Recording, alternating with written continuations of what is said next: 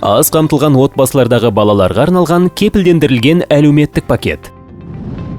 2020 жылдың 1 қаңтарынан бастап Қазақстандағы атаулы әлеуметтік көмек ашық әрі әділетті болып, адамдарды еңбек етуге ынталандырады. Мемлекет басшысы Қасым-Жомарт Тоқаев Қазақстан халқына арнаған жолдауында мемлекеттік көмектің дәл осындай тетігін әзірлеуді тапсырды. Атаулы әлеуметтік көмектің жаңа тәсілдеріне сәйкес, аз қамтылған отбасылардағы балаларға кепілдендірілген әлеуметтік пакет тағайындалады. Ол 6 жасқа дейінгі балаларға азық-түлік жиынтықтары мен гигиеналық құралдарды, ал 6 жастан 18 жасқа дейінгі балаларға мектептерде ыстық тамақ, жол жүру шығындарын, мектеп киімдері мен оқу құралдарын тегін беруді қамтиды. Атаулы әлеуметтік көмек ашық, әділ, еңбекке ынталандырады.